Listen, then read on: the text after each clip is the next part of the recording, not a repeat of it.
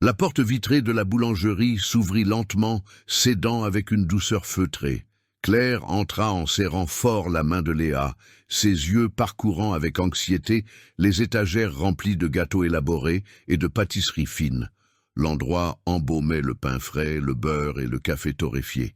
Elle prit une profonde inspiration, remplissant ses poumons de cet air chaleureux avant de rassembler son courage pour s'approcher du comptoir en marbre. Le vendeur leva les yeux de son téléphone portable avec une certaine lassitude. Claire s'éclaircit la voix, essayant d'empêcher la sienne de trembler. « Bonjour, je voulais savoir si par hasard vous aviez des gâteaux d'hier, ou quelque chose que vous alliez jeter. » Le jeune homme cligna des yeux 2 fois, confus. Une femme portant des talons hauts et un manteau chic tourna la tête près de la vitrine, observant la scène. Un homme en costume impeccable cessa de remuer son café à une table voisine. Claire sentit la petite main de Léa serrer la sienne avec plus de force. « C'est pour l'anniversaire de ma fille. Elle a 6 ans aujourd'hui. » Le silence qui suivit fut lourd, presque tangible. Le vendeur regarda Léa, ses cheveux ébouriffés, ses baskets trouées, un petit sac à dos rose taché sur le dos. La petite fille baissa les yeux, fixant ses pieds. « Nous ne faisons pas de charité ici. Nous ne donnons pas la marchandise. » La voix du jeune homme sortit basse, mais suffisamment tranchante pour blesser. Claire hocha la tête lentement, ses doigts blanchissants alors qu'elle serrait la lanière de son sac en tissu déchiré. Elle s'apprêtait à faire demi-tour pour sortir, vaincue, lorsqu'une voix grave résonna depuis le coin de la boutique. « Combien coûte le gâteau au chocolat dans la vitrine ?» Antoine pointa le doigt vers la pâtisserie sans détacher son regard de Claire. Le vendeur déglutit péniblement, pris au dépourvu. « Celui au chocolat ? 80 €, monsieur. » Antoine sortit son portefeuille de la poche intérieure de sa veste avec des gestes calmes. Il posa 2 billets sur le comptoir. « Emballez-le. C'est pour elle. » Il désigna clairement Léa. La petite fille leva les yeux lentement, la bouche entr'ouverte de stupeur. Claire fit un pas en avant, instinctivement. « Non, je ne peux pas accepter. C'est déjà payé. » Antoine poussa les billets vers le vendeur, qui regardait de l'un à l'autre sans trop savoir quoi faire. La femme aux talons hauts rangea son téléphone dans son sac, assistant à la scène comme si elle était au théâtre. Claire secoua la tête. « Monsieur, vous n'avez pas besoin de faire ça. Je voulais juste... Je sais. » Sa voix à lui sortit calme, sans pitié, sans jugement, simplement apaisée, comme un fait accompli. Le vendeur prit les billets et se dirigea rapidement vers la vitrine. Il ouvrit la porte en verre, sortit avec précaution le gâteau au chocolat au glaçage brillant et commença à le placer dans une élégante boîte blanche. Léa lâcha la main de sa mère et fit 2 pas timides vers le comptoir, les yeux rivés sur la boîte comme s'il s'agissait d'un trésor. « Pouvez-vous mettre 6 bougies ?» demanda Antoine. Le jeune homme acquiesça. Claire resta figée au même endroit, les bras croisés sur la poitrine, comme pour se protéger. Elle respirait vite, agitée. Léa se tourna vers elle. « Maman, regarde !» La voix de la petite fille sortit fine, pleine d'une illusion fragile. Claire força un sourire, bien que son menton tremblât légèrement. Antoine rangea son portefeuille et s'approcha de quelques pas. « Excusez-moi si j'ai été inopportun. J'ai juste pensé que chaque enfant mérite un gâteau pour son anniversaire. Nous ne sommes le projet social de personne. » Les mots de Claire sortirent durs, défensifs. Antoine s'arrêta à 1 mètre de distance, respectant son espace vital. « Ce n'est pas ce que je voulais dire, mais c'est ce qu'il a semblé. » Le vendeur posa la boîte fermée sur le comptoir. Léa tendit le cou pour essayer de mieux voir. Les petites bougies colorées étaient fixées sur le couvercle avec un ruban. Claire ferma les yeux 1 seconde, luttant contre ses émotions. Quand elle les rouvrit, elle regarda directement Antoine. « Merci, mais nous ne pouvons pas rester redevables. »« Vous ne me devez rien. »« Si, nous vous devons. » Antoine se gratta la nuque, un geste d'inconfort. Il regarda Léa qui passait maintenant son doigt sur le bord de la boîte, en prenant soin de ne pas l'abîmer. La petite souriait pour la première fois depuis qu'elles étaient entrées dans la boulangerie. Il prit une profonde inspiration. Alors, Laissez-moi vous offrir un café. Comme ça, nous serons quittes. » Claire ouvrit la bouche pour refuser l'offre, mais Léa tira doucement sur le bas de son pull. « Maman, j'ai faim. » La voix sortit basse, honteuse. Claire serra les lèvres. Antoine désigna une table vide près de la fenêtre qui donnait sur la rue. Juste un café, et peut-être quelques croissants, rien de plus. Claire regarda sa fille. Léa gardait sa main agrippée à son pull, ses yeux suppliants sans avoir besoin de mots. Elle soupira, vaincue. D'accord, mais juste un café. Antoine fit signe au serveur et commanda 2 cafés crème, un café noir, 3 croissants chauds et 2 jus d'orange pressés. Claire allait dire que c'était trop, mais il s'était déjà assis. Léa tira la chaise et grimpa avec difficulté, son sac à dos cognant contre le dossier. Le gâteau resta au centre de la table, dans la boîte blanche avec le logo doré de la boulangerie scintillant sous la lumière. « Je suis Antoine. » Il tendit la main. Claire regarda la main tendue avant de la serrer avec prudence. « Claire, et voici Léa. »« Bonjour Léa. Joyeux anniversaire. » La petite fille baissa le visage, rougissante, mais sourit vers ses genoux. Antoine appuya son dos contre la chaise. La femme au talon passa près d'eux et sortit de la boulangerie en leur jetant un dernier regard curieux. Le serveur apporta les boissons et les viennoiseries sur un plateau argenté. Léa saisit le verre de jus à 2 mains et en but la moitié d'un seul trait, assoiffée. Claire posa doucement la main sur le bras de l'enfant. « Doucement. Pardon. » Léa lâcha le verre et s'essuya la bouche du revers de la main. Antoine but une gorgée de son café noir et regarda par la fenêtre. Le mouvement de la rue continuait de l'autre côté de la vitre. Des voitures qui passaient, des gens pressés marchant sur le trottoir, emmitouflés dans leurs manteaux. Il se tourna de nouveau vers la table. « Vous habitez dans le quartier ?» Claire prit un croissant et en détacha un petit morceau. Elle tarda à répondre. « Nous logeons dans des endroits différents. C'est temporaire. » Antoine hocha la tête, comprenant bien plus que ce qui était dit. Léa mâchait lentement, le regard fixé sur la boîte du gâteau. Claire but une gorgée de son café crème et ferma les yeux. C'était chaud, doux, réconfortant. Cela faisait longtemps qu'elle n'avait pas goûté quelque chose d'aussi bon. Quand elle rouvrit les yeux, Antoine regardait le sac à dos de Léa, la fermeture éclair cassée, la bretelle raccommodée avec du ruban adhésif gris, le côté taché de boue, séché. « Léa, tu aimes l'école ?» La petite fille leva les yeux. « J'aimais bien. »« Tu aimais bien ?»« Elle n'y va pas en ce moment, » interrompit Claire. « Mais elle va y retourner bientôt. » Antoine but une autre gorgée. Il ne posa plus de questions. Léa finit son croissant et se lécha les doigts. Claire lui essuya la bouche avec une serviette en papier. Le silence entre eux n'était pas inconfortable. C'était juste du silence.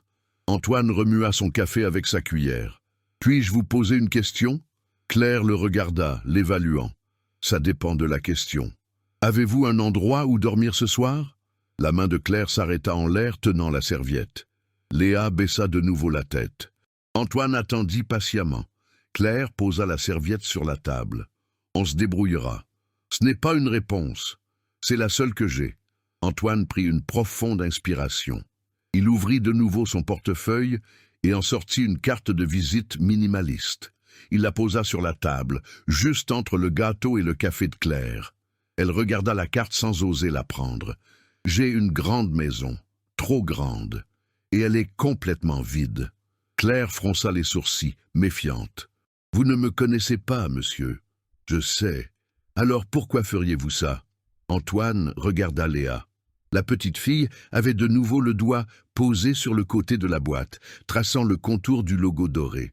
Il ramena ses yeux vers Claire. « Parce que je sais ce que c'est que de vivre dans une maison vide, et je sais ce que c'est que de ne pas en avoir. » Claire prit la carte.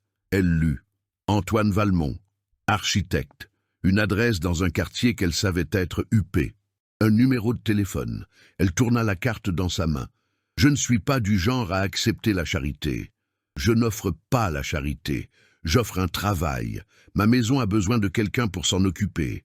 Une gouvernante, une cuisinière. Appelez ça comme vous voulez, salaire, logement, tout déclaré. » Claire resta à le fixer, cherchant le piège, l'arnaque, l'intérêt caché. Mais Antoine attendait simplement, transparent. Léa tira sur la manche de sa mère. « Maman ?» Claire déglutit difficilement. Elle rangea la carte dans sa poche. « Je vais y réfléchir. » Antoine acquiesça. Il finit son café et se leva. « Le numéro est là. Appelez si vous décidez d'accepter. » Il fit un signe de la main à Léa et sortit de la boulangerie. Claire resta assise, regardant la porte vitrée se refermer derrière lui. Léa grimpa sur ses genoux et entoura son cou de ses bras. « On va avoir une maison, maman ?» Claire ne répondit pas. Elle serra seulement sa fille contre sa poitrine et ferma les yeux, retenant ses larmes. Claire et Léa sortirent de la boulangerie, le gâteau à la main. Le soir tombait doucement sur Paris. Elles marchèrent 3 pâtés de maison jusqu'à arriver au square où elles avaient dormi la nuit précédente. Le banc en bois était encore vide. Claire s'assit et posa le gâteau sur ses genoux avec précaution. Léa s'assit à côté, posant sa tête sur l'épaule de sa mère. « On va chanter « Joyeux anniversaire ». Oui, mais une fois qu'il fera nuit, quand il y aura moins de monde. Léa hocha la tête. Elle attrapa son sac à dos et en sortit un cahier froissé. Elle l'ouvrit à une page où il y avait un dessin d'une maison. 3 fenêtres, une porte, 2 personnes devant. Claire regarda le dessin et serra les lèvres. « C'est joli, ma chérie. C'est nous, dans la nouvelle maison. » Claire passa la main dans les cheveux de sa fille. Elle regarda le ciel, le soleil qui se cachait derrière les immeubles haussmanniens.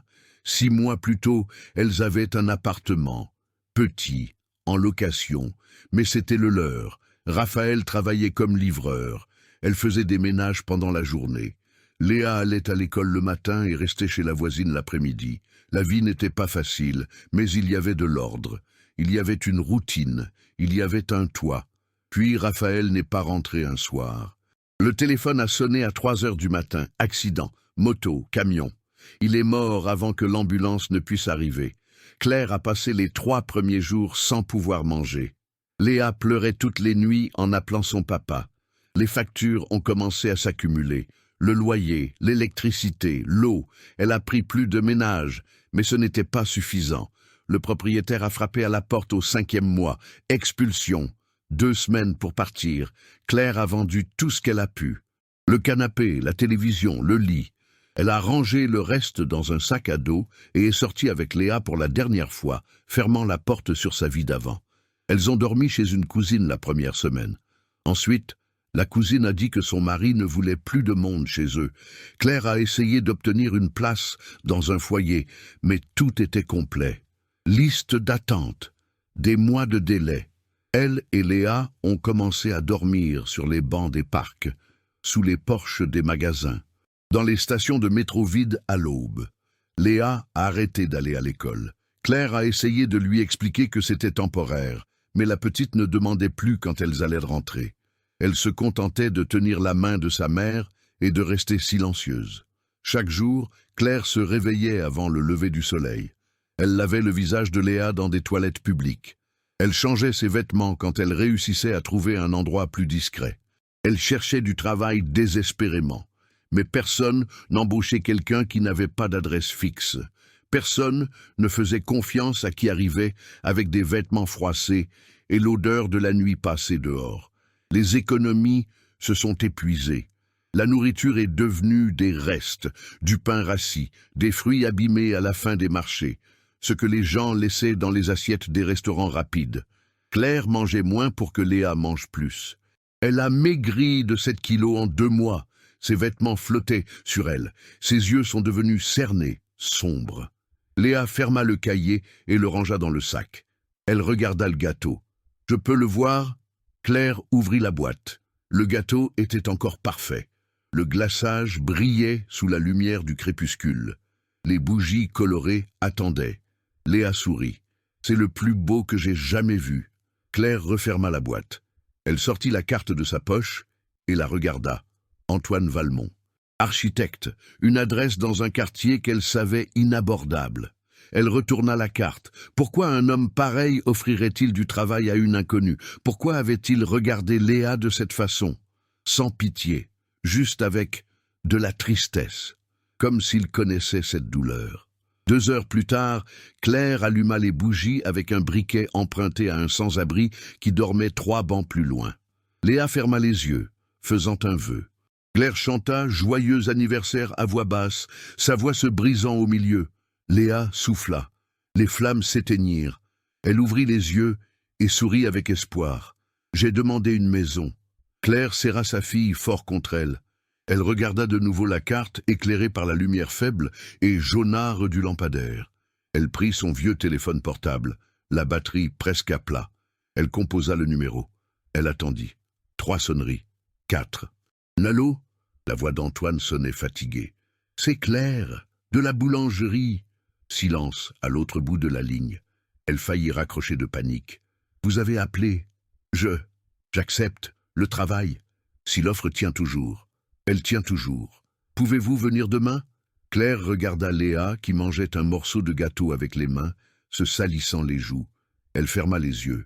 On peut venir maintenant. Antoine hésita un instant avant de répondre. Quand il parla de nouveau, son ton était différent. Envoyez-moi votre position. Je viens vous chercher. Claire raccrocha. Elle envoya la localisation du square et rangea le téléphone. Léa lâcha le gâteau et grimpa sur ses genoux. « On va à la maison, maman ?»« Je crois que oui, mon amour. » 40 minutes plus tard, une berline noire et élégante s'arrêta dans la rue, longeant le square. Antoine descendit. Il portait les mêmes vêtements qu'avant, mais sa veste était jetée sur le siège arrière. Il ouvrit le coffre. Claire prit le sac à dos et la boîte du gâteau. Léa agrippa sa main avec force. Antoine attendit qu'elles approchent. « Désolé de vous avoir demandé de venir maintenant. Je voulais juste... Vous n'avez rien à expliquer. » Il ouvrit la portière arrière. Léa monta la première. Claire entra ensuite, plaçant la boîte du gâteau sur ses genoux. Antoine ferma la porte et retourna au siège conducteur. Il démarra la voiture. Claire regarda par la fenêtre. Le square s'éloigna. Le banc vide. La lumière faible du lampadaire. Tout ce qui avait été leur foyer ces dernières semaines disparut en quelques secondes. Antoine conduisit en silence. Léa appuya sa tête contre la vitre, les yeux déjà lourds de sommeil. Claire regarda dans le rétroviseur. Antoine avait la mâchoire tendue, les mains serrées sur le volant. Il ne semblait pas heureux. Il semblait soulagé, comme si lui aussi avait attendu l'arrivée de quelqu'un. 20 minutes plus tard, il s'arrêta devant un haut portail en fer forgé. Il appuya sur la télécommande. Le portail s'ouvrit lentement. La maison de l'autre côté était imposante. Un hôtel particulier de 2 étages, un jardin soigné devant, des lumières allumées à toutes les fenêtres. Antoine se gara. Il regarda dans le rétroviseur. « Bienvenue !» Antoine ouvrit la porte d'entrée. Le bal était vaste, avec un parquet en chêne clair et un escalier élégant qui montait au premier étage. Léa entra doucement, le sac à dos toujours sur le dos, regardant tout avec émerveillement. Claire resta figée dans l'entrée, tenant la boîte du gâteau comme un bouclier. Antoine alluma plus de lumière. « Je vais vous montrer votre chambre. » Il monta l'escalier. Claire et Léa le suivirent. Le couloir de l'étage avait 4 portes, toutes fermées, sauf une au fond. Antoine poussa la porte et alluma la lumière. La chambre avait un lit double, une armoire encastrée, une grande fenêtre avec des rideaux beige. Simple, impeccablement propre. « Il y a une salle de bain là. » Antoine indiqua la porte adjacente. « Si vous avez besoin d'autre chose, dites-le moi. » Claire entra dans la chambre. Elle posa la boîte du gâteau sur la commode. Léa laissa tomber le sac à dos au sol et grimpa sur le lit. Elle s'enfonça dans le matelas moelleux et ferma les yeux instantanément. Claire se tourna vers Antoine. « Merci, il n'y a pas de quoi. » Il allait sortir, mais s'arrêta dans l'encadrement de la porte. « Il y a de la nourriture dans le réfrigérateur. Vous pouvez descendre quand vous voulez. » Claire hocha la tête. Antoine ferma la porte doucement. Elle écouta ses pas descendre l'escalier. Elle regarda Léa, qui dormait déjà profondément dans ses vêtements sales. Elle alla jusqu'au lit et enleva les baskets trouées de l'enfant. Elle la couvrit avec la couette. Elle s'assit au bord du lit et resta à l'observer. Léa respirait doucement, apaisée. Son visage était détendu pour la première fois depuis des mois. Claire s'allongea à côté de sa fille, mais ne put fermer les yeux. Elle regarda le plafond, la fenêtre, l'armoire vide. Rien de tout cela ne semblait réel. Tard dans la nuit, elle descendit à la cuisine. La maison était plongée dans un silence absolu. Elle ouvrit le réfrigérateur. Il était plein, fruits, légumes, lait, fromage, jambon. Elle prit un verre d'eau et s'assit à la table. Antoine apparut à la porte, vêtu d'une tenue de sport confortable et de chaussons. « Vous n'arrivez pas à dormir ?»« Non. » Il alla jusqu'à la machine à café et l'alluma. Il prit 2 tasses en céramique. « Vous en voulez ?»« Oui, s'il vous plaît. » Antoine prépara le café en silence. Il posa les tasses sur la table et s'assit face à elle. Claire but une gorgée. Il remua son café sans le boire. « Je sais que c'est étrange. Ça l'est. Mais je n'ai pas d'arrière-pensée. J'ai juste besoin de quelqu'un pour s'occuper de la maison. Elle est trop grande pour moi tout seul. » Claire le regarda dans les yeux. « Pourquoi vivez-vous seul? Dans une maison comme celle-ci ?» Antoine tarda à répondre, regardant la vapeur de sa tasse. « Ma femme est morte il y a 3 ans. Nous avions acheté cette maison ensemble. Ça devait être notre nouveau départ. » Claire baissa les yeux vers son café. « Je suis désolé. Ce n'est pas nécessaire. » Ils restèrent silencieux. La machine à café cessa de ronronner. Antoine but une gorgée. « Et vous? Le père de Léa? Il est mort. Un accident. Il y a 6 mois. » Antoine hocha la tête lentement, partageant le poids de ce mot. Claire s'éclaircit la voix. « Alors, on commencerait demain? Le travail? Commencez quand vous voulez. Mais reposez-vous d'abord. »« Je n'ai pas besoin de me reposer. J'ai besoin de travailler. » Antoine finit son café. « Alors demain, je laisserai de l'argent pour que vous achetiez des vêtements neufs pour Léa et les fournitures pour l'école. » Claire ouvrit la bouche pour refuser, mais il leva la main pour l'arrêter. « Ce n'est pas de la charité, c'est une avance. Ce sera déduit de votre salaire. » Elle referma la bouche. Elle acquiesça. Antoine lava les tasses et remonta dans sa chambre. Claire resta seule dans la cuisine. Elle regarda autour d'elle. La maison était belle, bien entretenue, mais froide, comme si personne n'y vivait vraiment. Elle monta dans la chambre. Léa dormait toujours. Claire se rallongea. Cette fois, elle réussit à fermer les yeux. Le lendemain matin, Léa se réveilla confuse. Elle regarda la chambre, le plafond blanc, la fenêtre par où entrait la lumière du soleil. Elle s'assit brusquement sur le lit. « Maman, je suis là. » Claire sortit de la salle de bain. Elle avait pris une douche. Ses cheveux étaient encore mouillés. Léa descendit du lit et courut vers elle. « On est encore ici. »« Oui, et on va rester. » Léa étreignit sa mère. Antoine toqua à la porte. « Je peux entrer ?»« Entrez !» Il entra avec un grand sac d'un grand magasin. Il le posa sur le lit. « J'ai acheté quelques basiques hier soir. J'ai pensé que Léa en aurait besoin. » Claire ouvrit le sac. Il y avait des vêtements.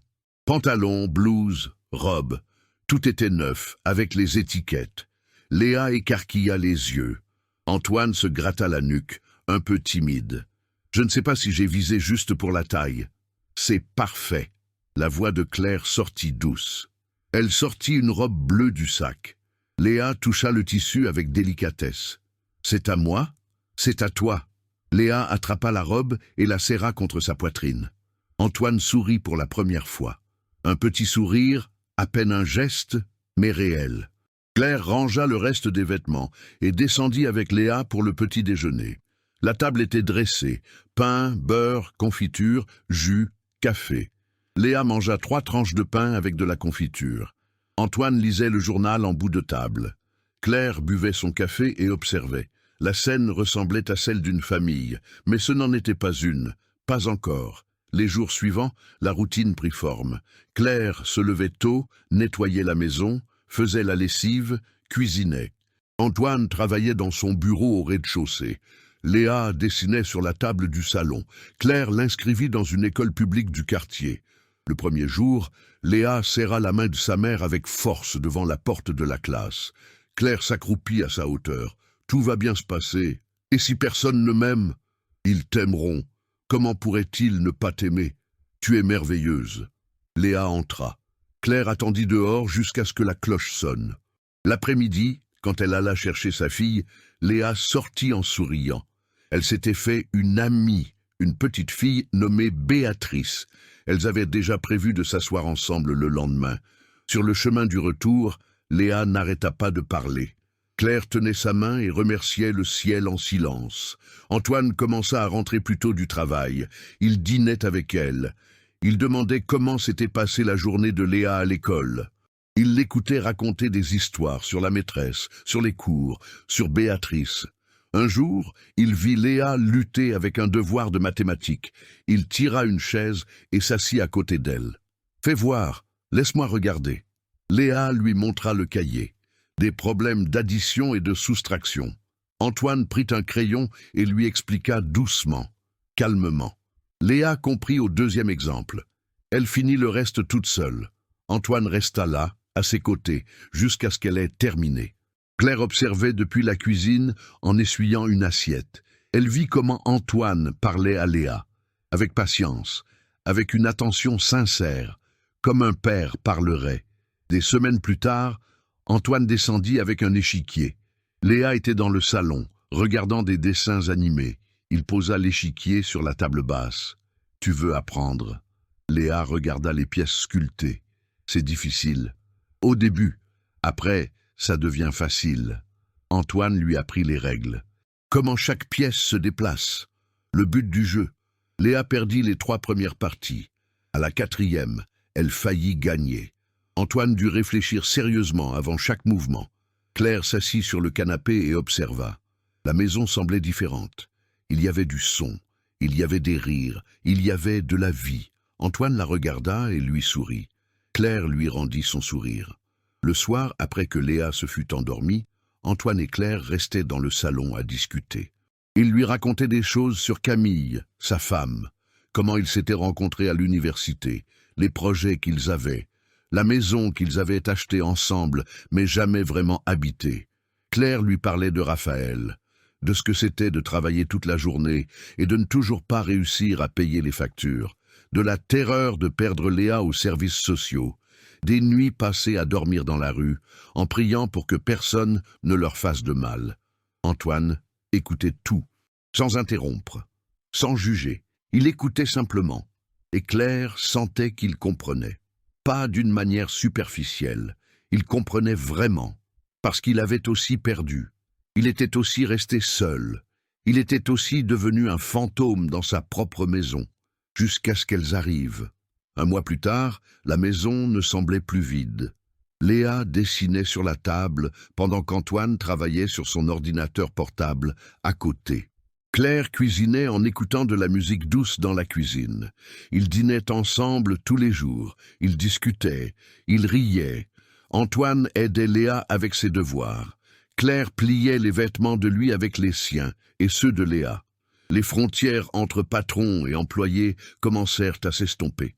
Elles se transformèrent en quelque chose de différent, quelque chose qu'aucun des deux ne savait encore nommer, mais qui était là, grandissant lentement, comme une seconde chance qu'aucun des deux n'espérait avoir.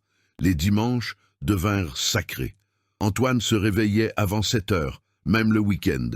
Il descendait à la cuisine et préparait du café frais. Claire apparaissait un quart d'heure plus tard, encore en pyjama. Léa était toujours la dernière. Elle descendait en traînant ses chaussons, les yeux mi-clos et les cheveux en bataille. Antoine avait déjà préparé sa tasse préférée, chocolat chaud avec des guimauves. Léa grimpait sur la chaise et attrapait la tasse à 2 mains. « Bonjour !» Sa voix sortait rauque de sommeil. Antoine souriait. Claire mettait du pain dans le grille-pain. Il mangeait lentement, sans hâte, pas de téléphone à table. Léa racontait ce qu'elle avait rêvé. Antoine faisait semblant de la croire quand elle disait qu'elle avait volé au-dessus de Paris. Claire beurrait sa tartine et écoutait. Le matin entrait par la fenêtre, baignant la cuisine de lumière. Le café refroidissait. Personne ne s'en souciait. Après le petit déjeuner, Léa allait dans le jardin pour dessiner. Antoine arrosait les plantes. Claire faisait la vaisselle. Il entrait pour prendre de l'eau et restait là, à ses côtés, essuyant la vaisselle. Elle lavait. Il essuyait. Aucun des deux ne parlait beaucoup. Ils étaient juste là. La radio jouait doucement dans le salon. Léa chantait fort dehors, inventant les paroles des chansons. Elle chante comme sa mère. Antoine rangea une assiette dans le placard.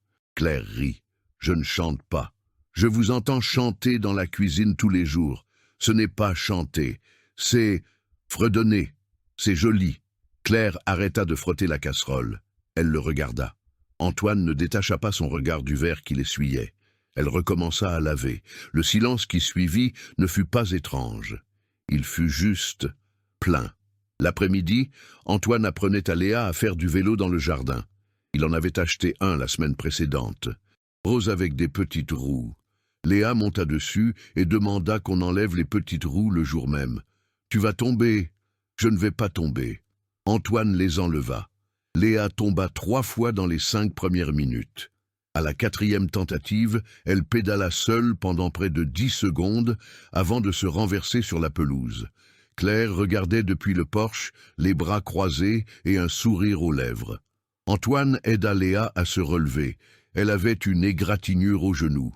Il la nettoya avec du coton et mit un pansement. « Tu veux arrêter ?»« Non !» Léa reprit le vélo. Antoine la tint par le guidon et courut à côté d'elle. Il lâcha prise. Léa pédala seule. 10 mètres. 15. Elle regarda en arrière et cria, excitée. « Maman, regarde !» Antoine courut derrière elle. Léa tourna la tête et percuta un petit arbre. Elle tomba. Elle commença à pleurer. Antoine arriva le premier. Il la prit dans ses bras. Léa entoura son cou de ses bras, le visage enfoui dans son épaule. Il l'emmena à l'intérieur. Claire était déjà prête avec de la glace. Léa arrêta de pleurer quand Antoine promit de la glace après le dîner. Les soirées du lundi étaient consacrées aux films. Antoine laissait Léa choisir. Elle choisissait toujours des films d'animation. Il s'asseyait sur le grand canapé, Léa au milieu, Claire d'un côté, Antoine de l'autre, le bol de pop-corn sur les genoux de Léa. Elle mangeait et commentait tout le film. Antoine et Claire échangèrent des regards par-dessus la tête de la petite fille, des regards de complicité, qui disaient que c'était plus qu'un travail, plus qu'une aide temporaire. C'était une famille, même si aucun des deux ne le disait à voix haute. Antoine commença à rentrer de plus en plus tôt du bureau. Avant, il restait jusqu'à 7 heures ou plus. Maintenant, il partait à 5 heures. Léa était déjà à la maison quand il arrivait. Elle courait à la porte quand elle entendait le moteur de la voiture. Antoine entrait, posait sa mallette et demandait des nouvelles de l'école. Léa le tirait par la main jusqu'à la table du salon. Elle lui montrait ses devoirs, ses contrôles, les dessins que la maîtresse avait affichés au mur. Antoine regardait tout avec intérêt. Il félicitait. Il posait des questions sur chaque détail. Claire voyait de loin. Elle voyait comment Antoine parlait à Léa. Comment il la regardait. Ce n'était plus un adulte poli avec l'enfant d'autrui. C'était un père conversant avec sa fille. Le mercredi, Antoine aidait pour les devoirs. Léa avait des difficultés avec le français et la lecture. Il s'asseyait à côté d'elle et lisait les textes à voix haute. Il expliquait les mots difficiles. Léa écrivait lentement, le bout de la langue sorti par la concentration. Antoine corrigeait avec une patience infinie. Il ne se plaignait jamais. Il ne la pressait jamais. Il était juste là, jusqu'à ce qu'elle comprenne, jusqu'à ce qu'elle réussisse. Claire cuisinait en écoutant les deux voix dans le salon. Antoine questionnant. Léa répondant. Le son du crayon sur le papier. Le son de la page qu'on tourne. Des bruits de maison, de foyer. Le vendredi, Claire faisait un gâteau. Léa aidait. Antoine arrivait et les trouvait toutes les deux dans la cuisine. Léa avec un tablier bien trop grand pour elle. Claire avec de la farine sur la joue. Il s'appuyait contre l'encadrement de la porte et observait. Léa mélangeait la pâte avec force. Claire tenait le bol. Les deux riaient de quelque chose qu'ils n'avaient pas entendu. Ils ne demandaient pas. Ils restaient juste là, à observer, à graver cette image dans sa mémoire, parce que 3 ans plus tôt, cette cuisine était silencieuse, vide, morte, et maintenant, elle sentait la vanille et le chocolat. Il y avait des rires, il y avait de la vie. Le samedi matin, ils allaient tous les 3 au supermarché. Antoine conduisait. Léa chantait sur la banquette arrière. Claire faisait la liste sur son téléphone. Ils remplissaient le caddie ensemble. Léa choisissait les légumes. Antoine prenait les choses sur les étagères hautes. Claire vérifiait les prix. À la caisse, l'hôtesse demanda si c'était tout ensemble. Antoine dit oui, sans hésiter. Claire ne le corrigea pas. Sur le chemin du retour, ils s'arrêtèrent pour prendre une glace. Léa demanda 2 parfums. Antoine en demanda 3. Claire en prit une et vola une cuillerée à Antoine. Il fit semblant d'être fâché. Léa rit tellement qu'elle faillit faire tomber sa glace. Le soir, Antoine mettait Léa au lit. Il montait avec elle. Il lui lisait une histoire. La même histoire qu'il avait déjà lue 6 fois. Léa ne s'en lassait pas. Elle fermait les yeux et écoutait sa voix. Quand il finissait, elle dormait déjà. Antoine la bordait. Il éteignait la lumière. Il descendait. Claire était dans le salon pliant le linge propre. Il s'assit sur le canapé et prit une serviette pour la plier aussi. « Vous n'êtes pas obligé de faire ça, je sais, mais je vais le faire quand même. » Ils plièrent en silence. La télévision était allumée avec le volume bas. Un film qu'aucun des deux ne regardait. Claire prit une chemise à lui. Elle la plia avec soin. Elle la posa sur la pile. Antoine prit un drap. « Puis-je vous demander quelque chose ?» Claire le regarda. « Oui. Êtes-vous heureuse ici ?» Elle arrêta de plier. Elle regarda le panier de linge, les serviettes pliées, la maison autour d'elle, l'escalier où Léa dormait en sécurité. Elle regarda Antoine qui attendait la réponse. Elle prit une profonde inspiration. « Je le suis. Pour la première fois depuis très longtemps, je le suis vraiment. » Antoine hocha la tête. Il recommença à plier. Claire aussi. Mais tous les deux savaient que quelque chose avait changé dans l'air. Que cette réponse signifiait plus qu'il n'y paraissait. Elle signifiait qu'elle ne partirait pas. Que ce n'était pas temporaire. Qu'ils avaient construit quelque chose de réel. Quelque chose qu'aucun des deux n'était prêt à perdre. Les week-ends, Antoine apprenait à Léa à jouer aux cartes. Claire regardait, riant chaque fois que Léa trichait effrontément. Antoine faisait semblant de ne rien voir. Il la laissait gagner. Léa célébrait comme si elle avait gagné un championnat du monde. Claire allait à la cuisine faire du thé, Antoine la suivait du regard. Léa mélangeait les cartes, concentrée. La maison était chaude, pleine, vivante. Antoine regarda autour de lui. Les nouvelles photos au mur, les jouets de Léa sur le sol, le gilet de Claire sur le canapé, la vie qui avait envahi chaque pièce. Il ferma les yeux et remercia. Il ne savait pas qui. Il remercia simplement pour avoir payé ce gâteau, pour avoir offert de l'aide, pour avoir ouvert la porte, pour les avoir laissés entrer, pour les avoir laissés rester, pour avoir laissé qu'elle le sauve, lui aussi. Claire revint avec le thé fumant. Elle s'assit à côté de lui. Léa distribua les cartes. Ils jouèrent jusqu'à tard. Léa gagna 4 fois. Antoine et Claire perdirent exprès. Personne ne s'en soucia. Parce que là, à ce moment-là, dans cette partie de cartes un vendredi soir, ils n'étaient pas patrons et employés. Ils n'étaient pas des inconnus s'entraidant. Ils étaient 3 personnes qui s'étaient trouvées au bon moment, qui s'étaient choisies, qui étaient devenues une famille sans avoir besoin d'un papier, sans avoir besoin du sang. Ils avaient juste eu besoin de temps, de vivre ensemble, de petits gestes répétés chaque jour, de petits déjeuners le dimanche, de gâteaux le vendredi, de devoirs d'école, de films le lundi, de glaces le samedi, de soirées à plier le linge, de silence confortable, de regards qui disaient plus que les mots. Une maison qui était finalement redevenue un foyer. Claire rangeait des serviettes dans le placard du couloir quand elle la vit. La porte au fond du couloir, toujours fermée, toujours ignorée. Elle était passée devant des centaines de fois en 2 mois. Elle n'avait jamais demandé, jamais essayé de l'ouvrir. Mais aujourd'hui, la porte était entr'ouverte. Juste un peu. Assez pour voir un morceau de mur bleu clair. Elle regarda sur les côtés. Antoine était dans son bureau. Léa à l'école. La maison était silencieuse. Claire fit 2 pas vers la porte. Elle s'arrêta. Ce n'était pas ses affaires. Mais la porte était toujours là, ouverte, l'invitant. Elle poussa doucement. La chambre était petite, intime. Les murs peints d'un double ciel. Un berceau blanc reposait dans un coin, une commode au tiroir fermé, des rideaux avec des petites étoiles jaunes. Tout était couvert d'une fine couche de poussière et d'oubli.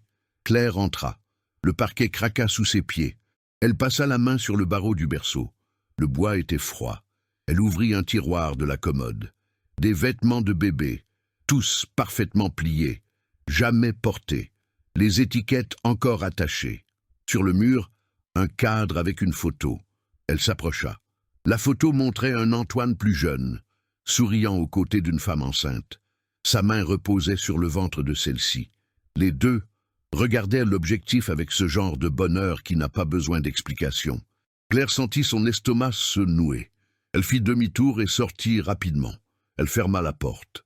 Elle s'appuya contre elle et respira profondément, tremblante. Antoine ne l'avait jamais mentionné. Il n'avait jamais dit que sa femme était enceinte. Il avait seulement dit qu'elle était morte. Claire retourna dans sa chambre. Elle s'assit sur le lit. Ses mains tremblaient. Elle regarda vers la fenêtre, vers le jardin où Léa jouait tous les jours, vers la chambre qu'Antoine avait préparée pour elle, vers la maison qu'il leur avait ouverte, vers la famille qu'ils étaient en train de construire. Était-ce cela, un remplacement? Est-ce que Claire et Léa remplissaient l'espace que la femme et le bébé avaient laissé? Elle ferma les yeux, elle essaya de chasser cette pensée, mais elle revenait, elle grandissait, elle occupait tout l'espace dans sa tête. Le soir, Antoine le remarqua. Elle parla à peine pendant le dîner. Léa raconta son cours de sciences avec enthousiasme. Claire sourit au bon moment, mais le sourire n'atteignait pas ses yeux. Antoine demanda si tout allait bien. Elle dit que oui. Il n'insista pas, mais il resta à la regarder, essayant de comprendre. Après que Léa se fut endormie, Claire descendit. Antoine était dans le salon en train de lire. Elle s'arrêta sur le seuil. « Je dois vous parler. » Il ferma le livre. Bien sûr. Claire s'assit sur le fauteuil individuel. Pas sur le canapé à côté de lui comme elle le faisait toujours. Sur le fauteuil, loin. Antoine fronça les sourcils. « Il s'est passé quelque chose ?» Je suis entré dans la chambre. Celle au fond du couloir. Antoine se figea. Sa mâchoire se crispa visiblement. Il posa le livre sur la table basse avec précaution. La porte était ouverte. La voix de Claire sortit à peine comme un murmure. Il hocha la tête lentement. Il resta à regarder ses propres mains. Claire attendit. Le silence pesait des tonnes. Vous ne m'aviez pas dit qu'elle était enceinte. Je sais. Pourquoi? Antoine prit une profonde inspiration.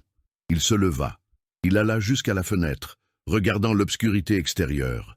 Il lui tourna le dos. Parce que c'est la partie que j'essaie le plus d'oublier.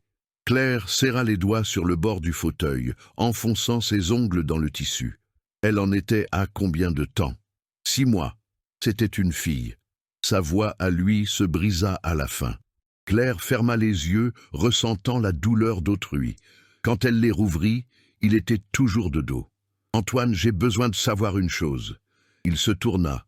Ses yeux étaient rouges. « Nous, Léa et moi, sommes-nous ici parce que vous avez besoin d'une famille, parce que vous avez besoin de combler le vide de ce que vous avez perdu ?»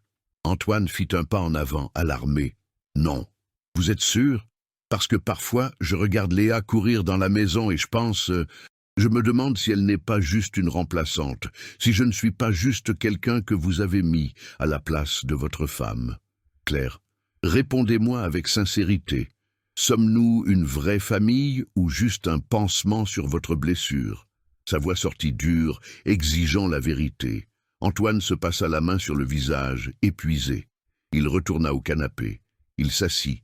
Il resta silencieux si longtemps que Claire crut qu'il n'allait pas répondre.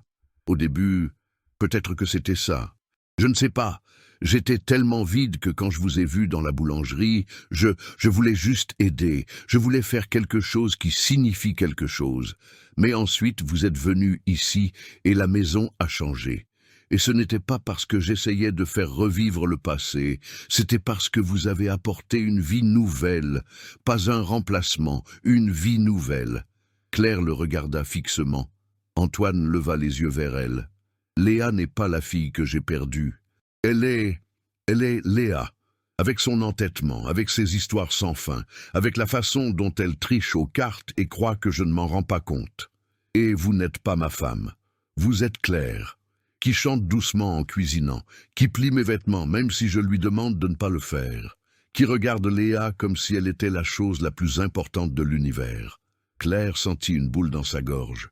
Il continua. « Je ne veux pas que vous remplaciez qui que ce soit. Je veux que vous restiez, comme vous êtes, parce que cette famille que nous avons construite n'est pas un reflet de ce que j'ai perdu. C'est quelque chose de complètement nouveau, et je ne veux pas le perdre à nouveau. » Elle s'essuya les yeux du revers de la main. Antoine se pencha en avant, appuyant ses coudes sur ses genoux. « Mais si vous sentez que vous êtes ici par obligation, si vous croyez que je vous utilise pour guérir une blessure, alors dites-le moi, nous réglerons ça. » Claire secoua la tête. « Ce n'est pas une obligation, ça ne l'a jamais été, j'ai eu peur. Peur que tout ça ne soit temporaire, que quand vous guéririez vraiment, nous ne serions plus nécessaires. Vous serez toujours nécessaire, pas comme un médicament, comme une famille. » Claire se leva, Antoine se mit aussi debout. Ils restèrent là, debout, au milieu du salon. L'horloge murale marquait presque minuit. La maison silencieuse autour d'eux. Claire fit un pas, un autre. Elle l'étreignit. Antoine ferma les yeux. Il l'étreignit en retour. Elle sentit la poitrine de lui se soulever et s'abaisser, irrégulière, tremblante. Il pleurait, en silence, sans bruit, juste tremblant dans ses bras. Claire le serra plus fort. Il enfouit son visage dans l'épaule d'elle. Ils restèrent ainsi pendant des minutes. Aucun des deux ne parla. Ce n'était pas nécessaire. Quand ils se lâchèrent, Antoine s'essuya le visage. Claire lui prit la main. « Tu dois ouvrir cette chambre. » Il déglutit difficilement. « Je sais, mais je ne peux pas. Seul, non, mais peut-être qu'avec quelqu'un à tes côtés, tu pourras. » Antoine regarda la main d'elle tenant la sienne. Il acquiesça doucement. Claire serra ses doigts. Il rendit la pression. Et dans ce silence, dans cette poignée de main, dans cette maison plongée dans le noir, tous deux surent que quelque chose avait changé pour toujours. La peur avait été nommée. La vérité avait été dite. Et ils étaient toujours là, ensemble.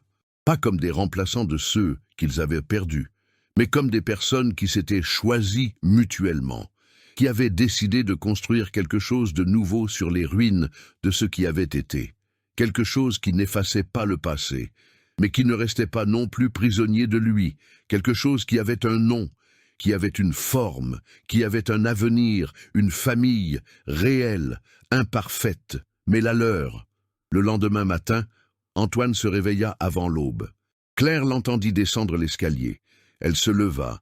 Elle le trouva dans la cuisine, debout face à la fenêtre, les mains dans les poches, les épaules tendues. Elle ne dit rien. Elle resta juste là, sur le seuil. Il se tourna. « Je veux ouvrir la chambre aujourd'hui. » La voix lui sortit rauque. Claire hocha la tête. « Je viens avec toi. » Après le petit déjeuner, quand Léa sortit jouer dans le jardin, les deux montèrent. Antoine s'arrêta devant la porte, la main sur la poignée. Il ne l'ouvrit pas. Claire toucha son bras doucement. « À ton rythme. » Il respira à fond. 3 fois. Il poussa. La porte s'ouvrit doucement. La lumière du couloir entra dans la chambre bleue. Antoine fit un pas. Il s'arrêta. Il regarda le berceau, la commode, les rideaux avec les petites étoiles, le cadre au mur. Claire entra derrière lui. Elle resta à ses côtés. Antoine alla jusqu'au berceau. Il passa la main sur le matelas. Le même geste qu'il avait fait 1000 fois dans son imagination. Mais jamais dans la réalité.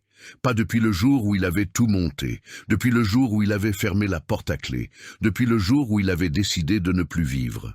Elle allait s'appeler Juliette. Claire ne répondit pas.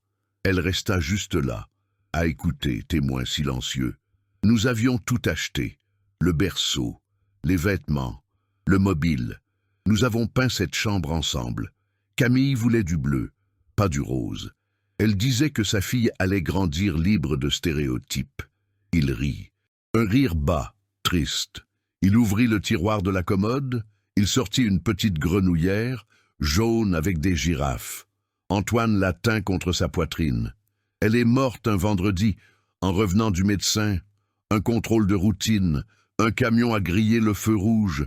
Il a percuté son côté. Elle est morte sur le coup, Juliette aussi. Sa voix se brisa. Claire s'approcha. Antoine ne pleurait pas à gros sanglots. Il tenait juste la grenouillère, serrée, comme s'il pouvait ramener quelqu'un avec la force de son étreinte. Je n'ai pas pu entrer ici après l'enterrement. Je n'ai pas pu regarder. Je n'ai pas pu défaire quoi que ce soit. Alors j'ai juste fermé la porte et j'ai fait semblant que ça n'existait pas.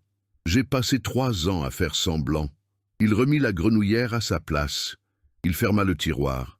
Il se tourna vers Claire, les yeux rouges, humides, mais sans encore verser de larmes. Jusqu'à ce que vous arriviez, jusqu'à ce que je voie Léa avec ses baskets trouées demander un gâteau périmé, jusqu'à ce que je te voie essayer de la protéger de tout le monde, jusqu'à ce que je réalise que j'avais une autre chance. Claire sentit sa gorge se serrer. Pas d'avoir Juliette de retour, pas d'avoir Camille, mais de vivre à nouveau, d'avoir une famille à nouveau. Et je sais que tu as eu peur, que tu as pensé que vous étiez des remplaçantes. Mais vous ne l'êtes pas. Vous êtes la raison pour laquelle je suis sorti de cette chambre, pour laquelle j'ai lâché le deuil, pour laquelle je suis redevenu une personne.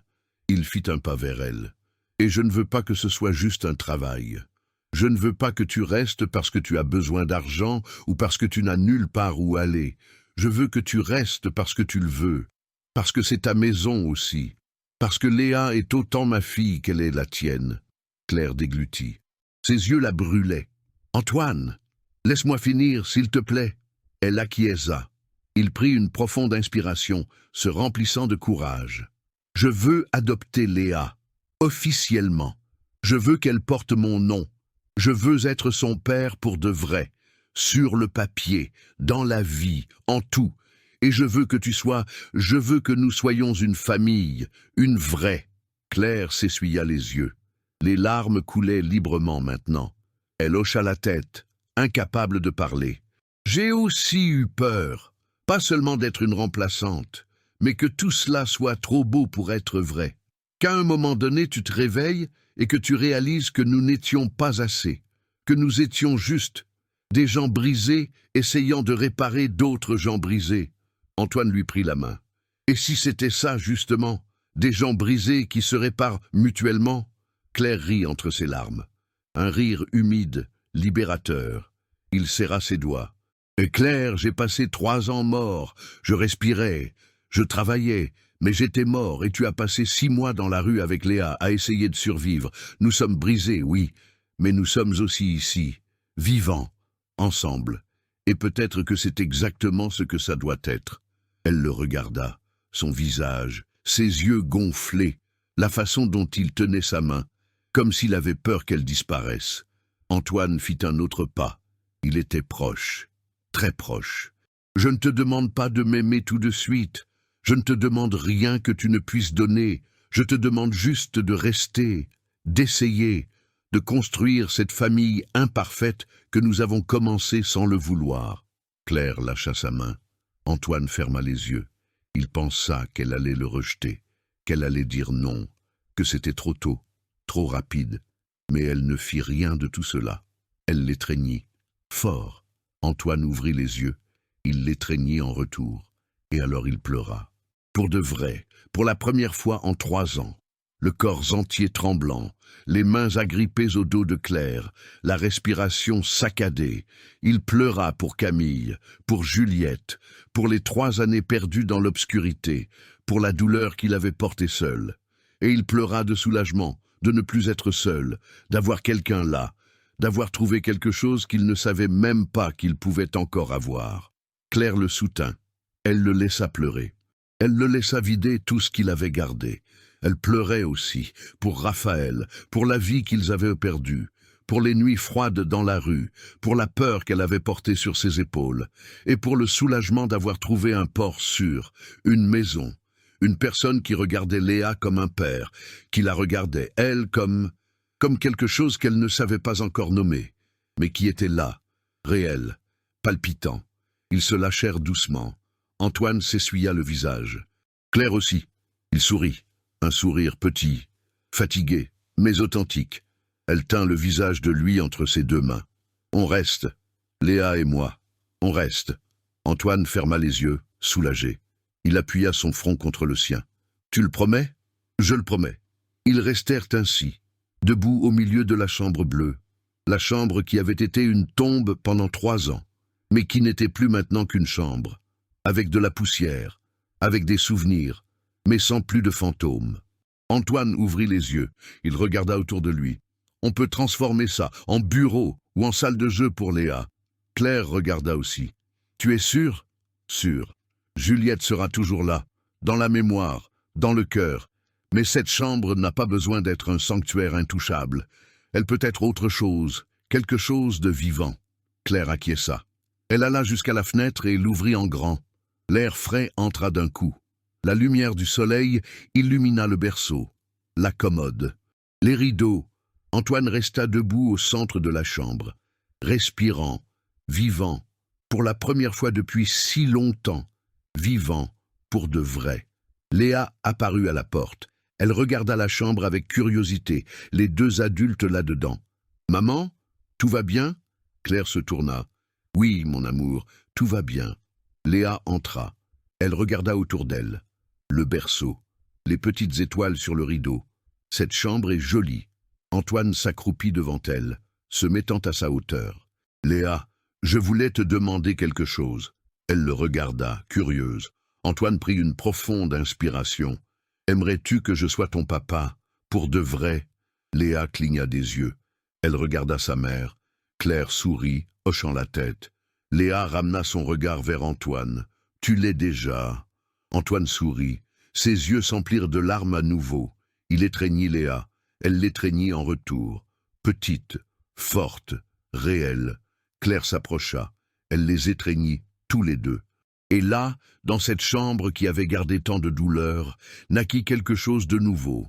Une famille, pas de sang, pas de papier, de choix, d'amour, de guérison mutuelle, de trois personnes qui s'étaient trouvées au fond du gouffre et avaient décidé de remonter ensemble, non pas en effaçant le passé, mais en construisant un avenir dessus, un avenir où cette chambre bleue serait remplie de rires d'enfants, de jouets, de vie, où la maison serait un foyer, où le silence deviendrait conversation, où la solitude se transformerait en famille, et où trois cœurs brisés apprendraient que parfois la guérison ne vient pas de l'oubli, elle vient du recommencement.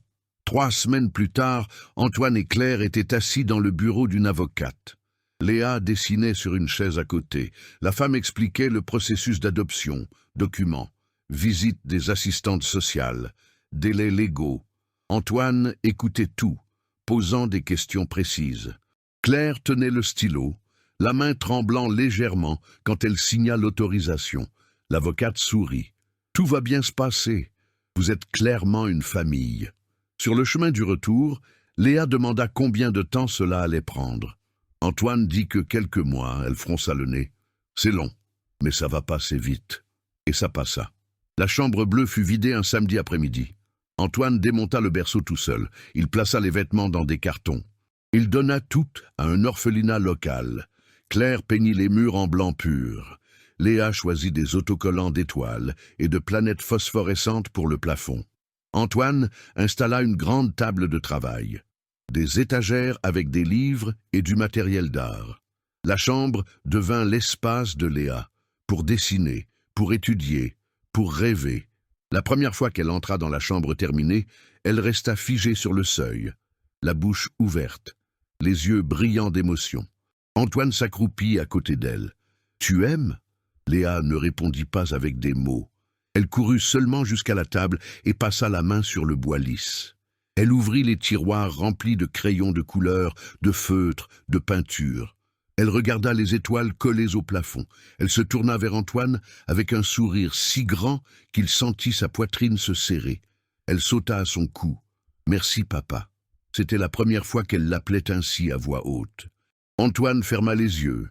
Il la serra fort, chérissant le moment. Claire observait depuis la porte, les mains sur le visage, les yeux humides de bonheur. Les visites de l'assistante sociale commencèrent le mois suivant. Une femme d'une 50aine d'années, sérieuse mais gentille.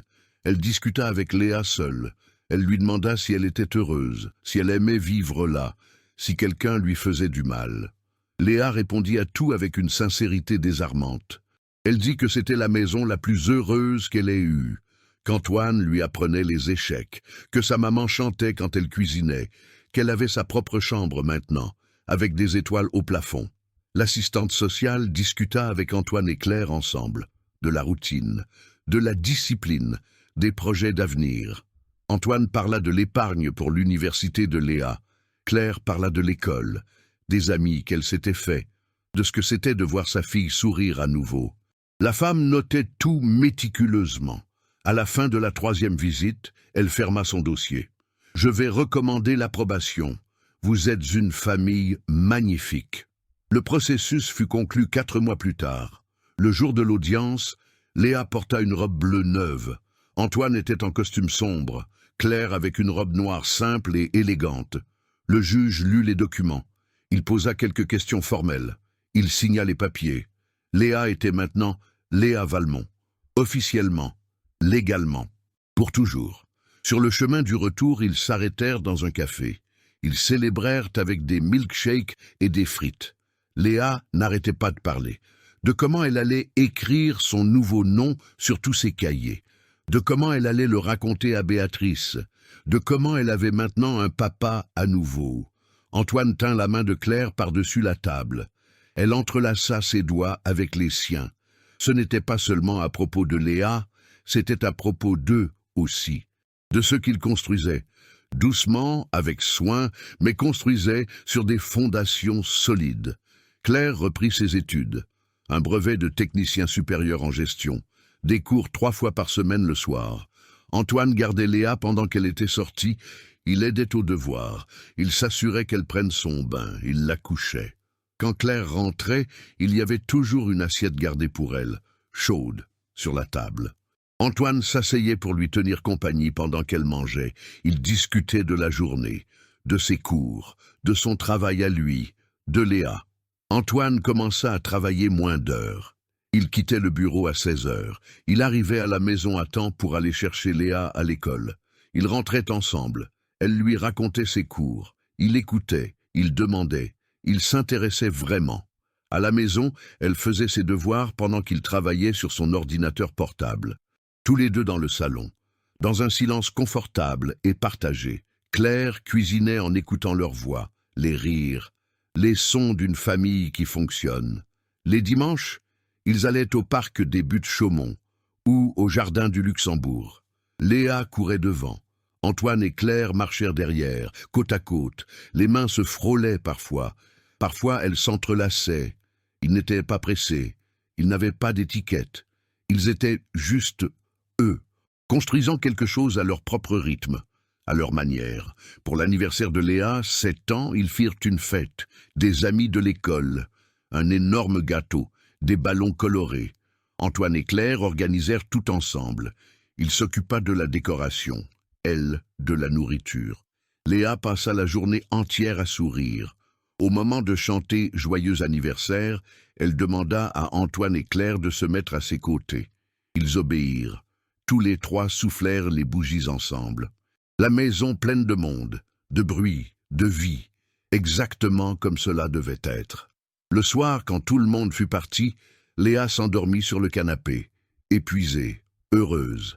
Antoine la prit dans ses bras et monta l'escalier. Il la coucha dans son lit. Il la couvrit. Il éteignit la lumière. Il descendit. Claire était dans la cuisine, lavant les derniers plats. Il prit le torchon et commença à essuyer. Elle lavait. Il essuyait. Comme toujours, mais différent. Parce que maintenant, cela avait un nom. Cela avait une forme. Cela avait un avenir. Cela avait tout ce dont ils avaient besoin. Une maison, une famille, une vie.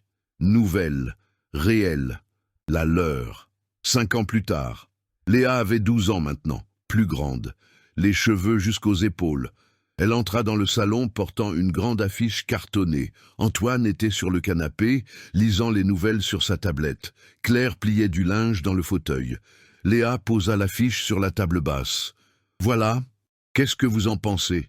Antoine posa la tablette. Il regarda. Le titre disait « Les familles qu'on choisit ». En dessous, des photos, 2-3. De la maison, de la chambre bleue devenue atelier d'art, et un texte écrit à la main d'une écriture claire sur comment une famille n'a pas besoin de commencer par le sang. Elle peut commencer par un gâteau dans une boulangerie. Claire essuya une larme discrète. Antoine sourit avec fierté. « C'est parfait, ma chérie. Je vais le présenter vendredi. Ça compte pour la note finale. » Léa enroula l'affiche avec soin. Elle monta en courant pour la ranger. Antoine et Claire échangèrent des regards. Il tendit la main. Elle la prit. 5 ans. Cela semblait une vie entière. Cela semblait hier. Claire avait obtenu son diplôme. Elle travaillait comme assistante sociale maintenant. Elle aidait des familles en situation de rue. Elle connaissait les foyers. Elle connaissait les squares. Elle connaissait la peur dans leurs yeux, parce qu'elle l'avait vécue. Chaque semaine, elle rentrait à la maison avec des histoires. De mères qui dormaient aux arrêts de bus, d'enfants sans école, de gens invisibles pour le système. Antoine écoutait, et il décida de faire quelque chose à ce sujet. Ils créèrent une fondation, Fondation Juliette, en l'honneur de la fille qu'il avait perdue, mais dédiée aux enfants qui étaient vivants, dans le besoin, dans l'attente. La fondation offrait un logement temporaire, un emploi, une formation, un soutien juridique, tout ce que Claire et Léa n'avaient pas eu quand elles en avaient désespérément besoin, tout ce qu'Antoine souhaitait avoir pu donner à plus de gens. La première famille accueillie fut une mère avec 2 enfants, expulsée, sans travail, sans réseau de soutien. Claire suivit le dossier personnellement. La femme pleura quand elle reçut la clé de l'appartement temporaire. Claire l'étreignit. Elle lui dit que tout allait bien se passer. Et ce fut le cas. 6 mois plus tard, la femme avait un emploi fixe. Les enfants étaient à l'école, souriants, vivant une enfance digne. Dans les 5 années suivantes, la Fondation aida 143 familles. Antoine réduisit encore plus ses heures au cabinet d'architecture. Il passa à consacrer la moitié de son temps à la Fondation. Claire devint la directrice exécutive. Léa aidait les week-ends, organisant les dons, triant les vêtements, discutant avec les enfants qui arrivaient effrayés. Elle comprenait, parce qu'elle aussi était arrivée ainsi autrefois. La boulangerie où tout avait commencé devint partenaire officiel. Chaque semaine, il donnait des gâteaux, des pains, des douceurs, pour les foyers, pour les familles aidées par la Fondation. Le propriétaire mit une plaque en bronze dans la vitrine. Nous soutenons la Fondation Juliette. Antoine et Claire passaient par là parfois. Ils prenaient un café. Ils se souvenaient. Le vendeur qui avait dit non ce jour-là ne travaillait plus là, mais le souvenir demeurait, transformé, resignifié. Dans le salon de la maison, un mur entier devint un mémorial, des photos encadrées. La première, Claire, Antoine et Léa dans la boulangerie. Le gâteau avec 6 bougies devant, les 3 souriant, timidement, sans savoir encore ce qu'ils construisaient sur les ruines. Ensuite, Léa, lors de son premier jour d'école, Antoine et Claire le jour de leur mariage. Simple, dans le jardin de la maison, Léa portant les fleurs, les photos de la Fondation, des familles aidées, des enfants souriants, de l'héritage grandissant d'année en année. Antoine s'arrêta devant le mur un dimanche après-midi. Léa était dans sa chambre. Claire apparut derrière lui. Elle l'enlaça par le dos. Elle appuya son visage sur son épaule. « À quoi penses-tu? À comment tout a changé? Ça a vraiment changé. » Il se tourna. Il tint le visage d'elle entre ses 2 mains avec une tendresse infinie. « Merci. » Pourquoi? D'être resté, d'y avoir cru, d'avoir construit tout ça avec moi. Claire sourit. Elle l'embrassa. Vite, simple, plein d'amour, comme ils étaient. Léa descendit en criant qu'elle avait faim. Ils rirent. Ils allèrent à la cuisine. Tous les 3. Ils préparèrent le dîner ensemble, discutant, riant, vivant. Et pendant que la nuit tombait dehors, à l'intérieur de cette maison, il y avait de la lumière, de la chaleur, une famille. Pas la famille qu'ils avaient planifiée dans leurs rêves de jeunesse, pas la famille qu'ils avaient perdue avec tant de douleur, mais la famille qu'ils avaient choisie, qu'ils avaient construite brique après brique, qu'ils s'étaient sauvés les uns les autres. Parce que parfois la vie ne donne pas de seconde chance. Elle donne des chances complètement nouvelles. Et il dépend de chacun de les reconnaître, de s'y accrocher et de transformer un gâteau dans une boulangerie en un foyer, en un héritage d'espoir, en la preuve vivante que la bonté n'est jamais gâchée. Elle revient toujours, multipliée, sous des formes que nous n'aurions jamais imaginées, mais qui sont exactement ce dont nous avions besoin, depuis toujours.